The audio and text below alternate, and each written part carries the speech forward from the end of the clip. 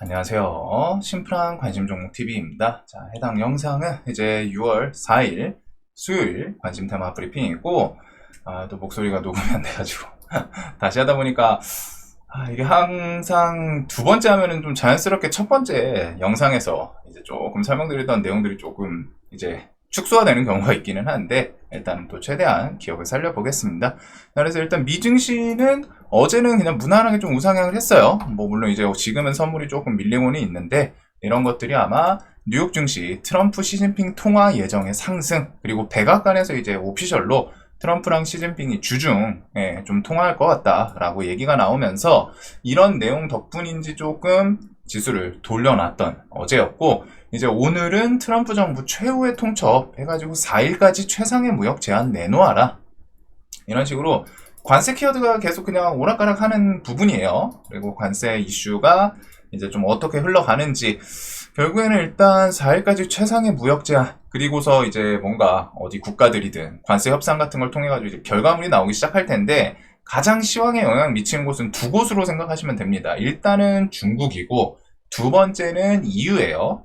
EU 같은 경우는 이제 뭐 철강 관세 이런 거 오늘 뭐 인도 이쪽이랑 뭐 뉴스도 있던데, 그런 쪽들이 관세 협상이 좀 잘 되는지, 그리고 우리나라는 이제 시황 뭐 지수가 내일 결과에 따라서 좀 달라지겠죠. 오늘 대선 결과가 아마 이르면 뭐 밤 10시 뭐 이렇게 얘기도 나오는데, 오늘 8시까지잖아요 대선이.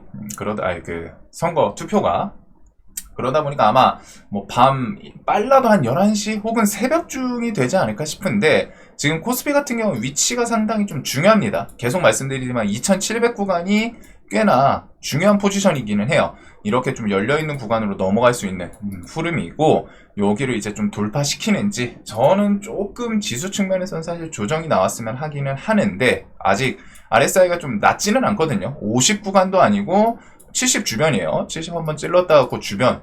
그리고서 이제 저런 시황들, 그 다음에 이제 정부가 들어서면서 지금 상법 개정안 이런 내용들이 있는데, 그걸 통해서 이제 코스피 지수가 좀 상승을 할지, 상법 개정안 플러스 기업들 상속세 요것도 조금 줄여줄라나 싶기는 한데, 저는 두 개 다 필요하다고 생각을 하거든요. 상법 개정안도 분명히 우리나라 지수 이 시장에서 분명히 이제 밸류에 대해서 올리지 않는 이유도 있기 때문에 일부러 안 올리는 거죠. 올릴 이유가 없으니까.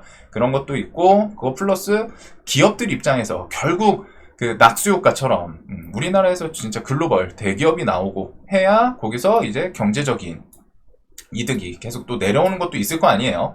그래가지고 상법 개정안도 개정안대로, 그리고 이제 분명한 건 또 기업들 입장에서는 그런 부분 이제 뭐 상속 이걸 해가지고, 상속 우리나라가 진짜 좀 세기는 세죠. 그래서 그런 부분들이 이제 뭐 좀 조율이 잘 될지, 일단은 그런 부분들과 함께 지수 상승을 조금 하반기도 기대는 해볼 것 같습니다. 그리고 보통 이제 새 정권이 들어서면은 증시 부양에 힘을 쓰기는 해요.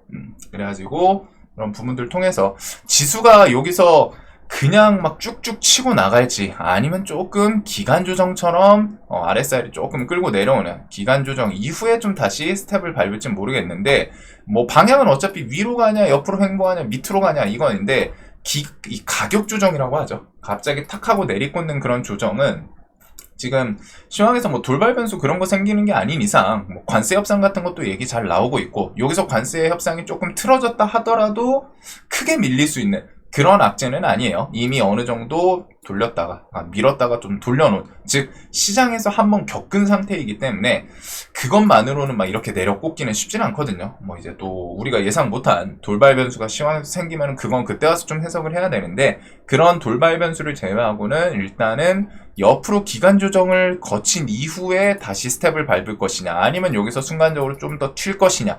여기서 바로 좀 더 튀면은 그쯤에서는 뭔가 별관이 이슈로 일단 한번 조정을 한번 좀 만들 거는 것 같고, 기간 조정을 거쳐가지고 좀 다시 여기서 힘을 모아서 스텝을 밟으면은 하반기에는 좀 많이 기대를 할 수 있는 지수 흐름이지 않을까. 즉 지수는 일단은 저는 좀 위쪽을 생각은 하고 있습니다. 대신에 좀 더 매매하기 편한 거는 기간 조정 이후에 갔으면 한다, 이런 느낌으로 정리하면 될 것 같아요. 그리고 시황에서 뭔가 변수 생기면 또 설명을 드리도록 할게요.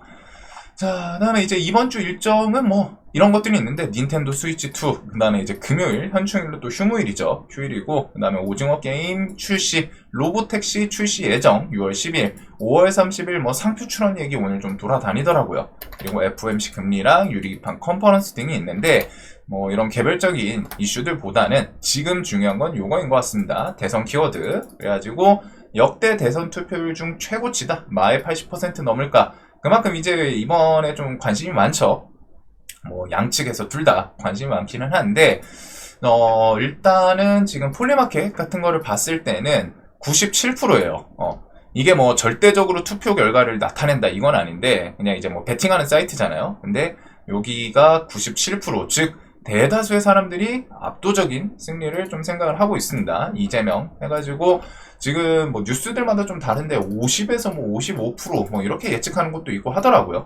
그래서 그 다음에 이제 김문수 후보 같은 경우에는 3%, 이준석 후보 같은 경우에는 뭐 이제 순위 탈락이고, 그래서 여기서 이제 누가 될지 모르지만 지금 기본적으로 저는 폴리마켓도 그렇고 그런 지지율, 특히 저는 이번 대선에서 이게 어제 월요일 날 이재명 대선 후보 정책주들이 움직였잖아요. 그 포인트에 대해서 제가 생각했던 것 중에 얘네들이 이전 대선이랑은 좀 다르거든요. 원래 이전 대선은 요때까지 안 움직였어요. 이거는 좀 번외 이야기인데 이전 대선들까지는 이렇게 해가지고 대선 당일 앞두고서 슈팅을 주는 경우는 거의 없었습니다. 대신에 대선 당일 결과를 열고 그 후보 관련주들이 그날 아침에 뭐 갭상승을 하거나 뭐 상한가를 가거나 그런 식으로 시세를 주는 경우가 많았는데 이번에는 이제 월요일날 뭐 선제적으로 다 올려버렸죠. 이렇게 될 수 있었던 이유 중에 하나가 좀 단일화가 되냐 마냐 이게 좀 중요했던 포인트 같은데 결과적으로 단일화가 안 됐고 그러면은 한쪽은 힘이 집중돼 있고 한쪽은 힘이 집중이 아니라 여기서 갈라져 있기 때문에 그래서 그런 부분 통해서 좀 당선 확률이 높게 평가받지 않나 싶기는 해요. 자, 그래서 일단은 이재명 대선 후보 정책주 위주로 갖다가 생각은 해둘 것 같습니다. 결과는 뭐 열어봐야 되기는 하지만 일단은 이렇게 좀 생각을 해둘 것 같고 김문수 대선 후보 관련주도 정책주들도 한번 좀 찾아보려고는 했는데 뭐 사실상 이번 시장에서 대선 테마 정책주로 움직였던 인물은 이재명 후보 관련주밖에 없기는 했거든요. 그리고 그런 것도 알게 모르게 그만큼 지지율 측면에서 좀 차이 영향을 있지 않았나 싶기는 해요.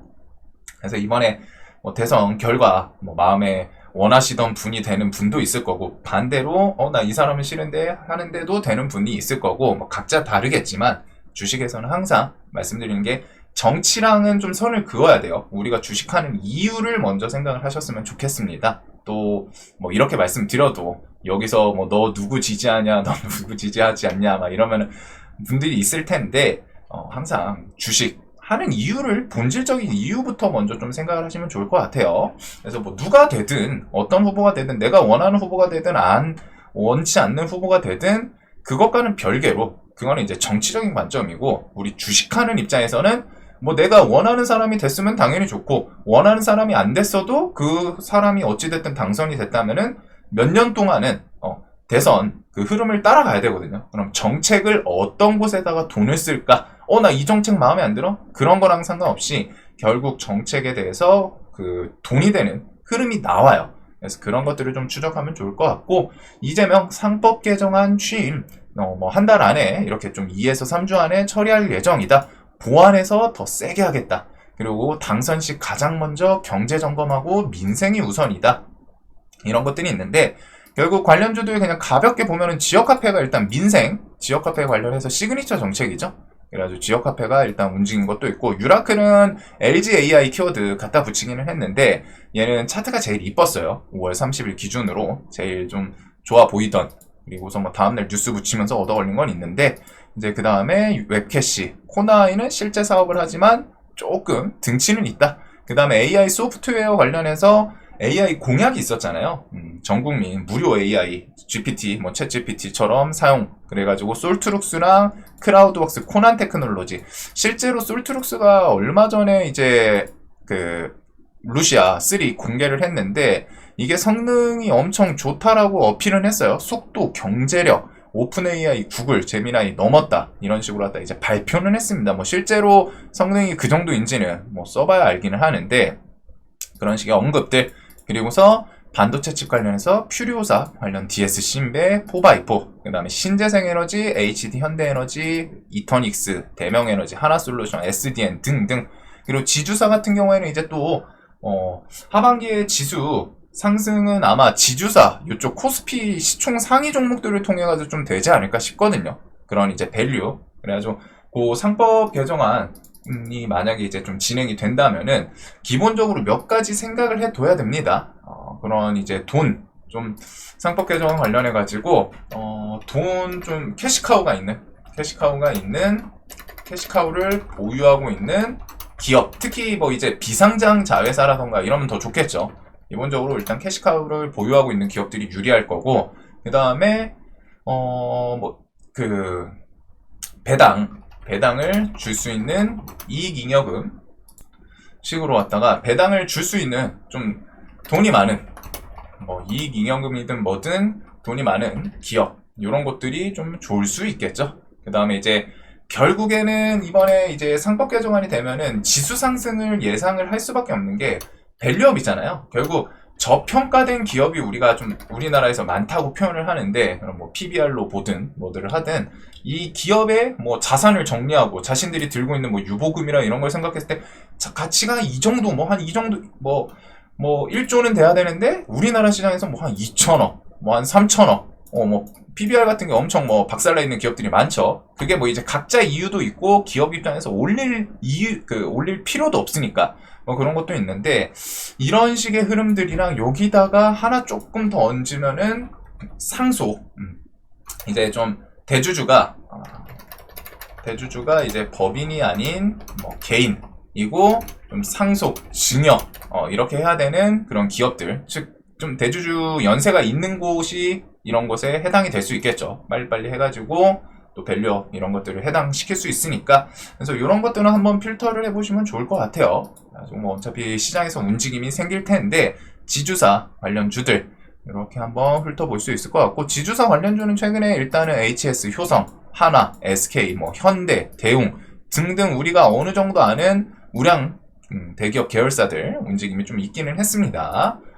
자, 그래서 내일 일단은 이쪽이 뭐 당선 결과에 따라서 지금 뭐 당선이 됐다 이건 아닌데 확률적으로 좀 높은 분을 말씀을 드리는 거니까 혹시나 뭐 기분 나쁘신 분이 있을 수 있지만 뭐 어차피 결과는 열어봐야 되기는 해요. 그리고 혹시나 뭐 김문수 대선 후보 관련해서 뭐 당선이 된다 그러면 이제 정책주들이 뒤에 언급이 나올 텐데 그건 그때 가서 또 정리를 해서 설명을 드리도록 하겠습니다. 그래가지고 내일 일단 요쪽이 만약에 당선이 되면은 아침에 뭐 갭이 뜨고 거기서 방향이 갈리겠죠. 상한가를 닫아버리냐, 옆으로 갭 뜨고 패대기를 치냐, 횡보를 하냐. 근데 저는 일단은 아예 상을 못 닫으면은 패대기 칠 가능성은 좀 높다고는 생각을 하고 있습니다. 월요일날 미리미리 선반영이 됐어요. 그래가지고 월요일날 이렇게 선반영이 됐던 것 중에 하나가 아마 단일화가 안 돼가지고 확률적으로 좀 높게 생각을 하다 보니까 관련주들이 움직이지 않았을까. 그래서 오늘 밤중에 나오면은 그런 관련주들을 한번 좀 체크를 해봐야 될 것 같습니다. 자, 그리고 뭐 STO부터 해가지고 원전 같은 경우에 신재생 에너지랑 조금 정책이 부딪힐 수는 있죠. 그래가지고 이제 원전은 결국 지금 시장에서 흐름은 세계적인 흐름이기는 해요. SMR. 특히 두산에너빌리티 같은 경우에 해외 매출 이런 게 이제 조금 더 메인이기는 합니다. 기업 입장에서는. 그래도 일단은 정부 정책이 이번에 당 그런 것들을 봤을 때 뭐 탈원전은 아니에요. 탈원전까지는 아닌 것 같은데 분명히 원전이 세계적으로 중요하고 메인 흐름이기는 하거든요. 그래서 그런 정책이 과연 뭐 규제, 제재 쪽으로 나올지 아니면은 좀 에너지 믹스 어필했던 것처럼 에너지 믹스로 중요하게 중심을 좀 밸런스를 잡을지 이런 것들 보시면 될 것 같고, SMR 관련해서 원전들은 좀 조정이 나오면 좀 좋은 구간이 또 나올 수도 있지 않을까 싶습니다. 그리고 태움 같은 경우에는 이번에 밑에서 조금 눈을 둘 그런 차트 흐름이기는 해요. 대금을 연속적으로 지금 5월 30일까지는 조금 분봉 움직임은 안 좋기는 했는데 대금 누적시키면서 얘가 준비를 했던 게 있거든요. 차트가. 거기다가 얘는 원전 지금 SMR 최근에 오른 거는 원전 SMR 관련해서 이제 뭐 부품 캐나다 수주 뭐 단조 이런 걸 통해 가지고 이제 수주 기업인데 얘는 풍력도 엮여 있습니다. 그래가지고 신재생 에너지 쪽에서 풍력의 키워드를 엮을 수도 있어요. 좋게 생각을 하면은. 그래서 뭐 이제 뭐 양다리 테마로 갖다 이제 뭐 살아남을 수도 있기는 한데, 얘가 단일가 지정이랑 지정 예고가 같이 들어갔거든요. 투경. 요거 뭐 내일 아침 봐야 될 것 같네요. 저도 요게 좀 기억이 가물가물해가지고, 원래 단기가열 지정 예고랑 투경 지정 예고 같이 들어가면 이제 투경 때문에 단기가열이 안 들어가는데, 얘가 어제는 지정이 됐어요. 단일가 매매는 지정이 됐고, 그 투경은 지정 예고 상태이다 보니까 아마 내일 아침에 딱지 보면은 결과 나오겠죠. 단기가열인지 아니면은 뭐 투경 이렇게 해가지고 들어가는지. 투경 걸리면은 단기가열 안 들어갑니다. 이번에는 일단은 지정은 떴고, 지정 예고여가지고 좀 가물가물하네요. 좀 드문 케이스거든요. 보통 투경 걸리면은 그냥 단기가열 뭐 예고랑 같이 걸리는 경우가 많아가지고 보통 이제 투경 쪽으로 가는데, 얘는 단기가열이 지정되고 투경은 예고예요. 자, 그리고 그 다음에 이제 화장품. 우리나라 화장품들이 그렇게 잘 나간다고 합니다. 원래 이번에 화장품의 움직임이 조금은 다른 게, 원래 화장품 쪽은 중국 수출이 메인이었어요. 중국에서 이제 뭐 우리나라 키워드 설화수, 그 다음에 중국에서 잘 나왔던 게 예전에 쿠쿠, 밥솥. 중국도 이제 밥을 해먹는 국가이다 보니까 우리나라 와서 한국의 화장품 최고다. 그 다음에 한국 밥솥 기술력 끝내준다. 이렇게 해가지고 사들고 가서 이제 뭐 선물하거나 그랬던 곳이 이제 중국인데, 이번에는 중국에서는 우리나라 화장품이 뭐 좀 주춤하지만, 이번 화장품, 그 다음에 라면. 저는 사실 불닭볶음면 제가 좋아하진 않아가지고 너무 맵더라고요. 그 다음에 이제 다음날, 이 소화, 네. 이 좀 컨디션이 안 좋길래 저는 좋아하진 않는, 너무 자극적이어서. 근데 그게 해외에서 얼마나 잘 팔리는지 주가를 뭐 100만원 넘게 끌어올려놨죠. 그래가지고 한국 화장품이랑 라면 이런 아이템들이 유럽이랑 중동은 든다. 지금 특이점이 중국에서 유럽 쪽으로 넘어갔어요. 거기다 이제 중동 같은 경우에는 우리가 뭐 흔히 말하는 석유, 오일 부자, 석유 부자 이런 국가들도 껴있다 보니까 뭐 흐름 자체는 꽤 좋은 것 같습니다. 우리나라 화장품 성능이 얼마나 좋은지 이렇게 해가지고 세계에서 잘 나간다라는 내용들이 있기는 해요. 그래서 화장품 관련주들 추세를 보면은 다 신고가에서 안 무너지고 외국인 매수세가 상당히 좀 돋보이기는 합니다. 최근에 뭐 2,000억, 실리콘2도 신고가 어느덧 향해서 좀 올라왔죠. 얘 같은 경우에는 이날이 엄청 포인트였어요. 5월 28일. 이거는 이제 좀 차트랑 재료 관점에서 공부해 보실 분들은 5월 12일에 무슨 일이 있었나? 5월 28일은 어떤 움직임이었는가 같이 연동해서 생각하면 좋습니다. 그래서 좀 신고가를 트라이하러 올라오고 있고, 얘는 이제 밸런스가 외국인 500, 기관 500, 뭐 최근에 이제 200억 이렇게 하면서 많이 사고 조금 팔고 또 많이 사고, 즉 외국인도 지금 좀 가세를 하려고 하는, 이게 뭐 좀 뒤에 단타로 갈지 모르겠는데 외국인 수급 이런 것도 볼 필요 있을 것 같고, 달바글로벌 신규 상장하고 무난하게 잘 움직였죠. 그리고서 이제 뭐 VT 얘도 신고가 올려놓으면서 마무리 짓고, 그래서 화장품도 잘 나가는 모습이 있습니다. 그리고 뭐 라면 같은 경우에 이제 삼양식품 정도인데, 이번에 한번 탁 튀고서 좀 21선 주변까지 좀 내려오는 모습은 있어요. 이런 곳에서 좀 지지하는지. 자, 그리고 이제 로봇 키워드는 지금 그냥 무난하게 시장에서 좀 눈치 보는, 뭐 재료 언제 붙나 이렇게 기다리는 그런 모습인 것 같고, 바이오는 개별 뉴스들이 하나씩 있습니다. 일단은 미국 생물보안법 재추진, 잘 나가던 중국 제약 바이오 날벼락, 이런 거는 이제 중국이랑 관세 협상이 조금 어긋날 수도 있겠구나 라는 생각도 한번 연달아서 생각을 해볼 수 있겠죠. 중국이랑 마냥 사이 좋은 게 아니니까 애초에. 그래가지고 이런 걸 통해서 관세 협상이 조금 삐그덕 할 수도 있겠구나. 그리고 생물보안법 같은 경우에 우리나라에서 이제 삼성바이오로직스, 이 종목은 일단 지금 신고가 쌍목 맞고 좀 내려와 있기는 하죠.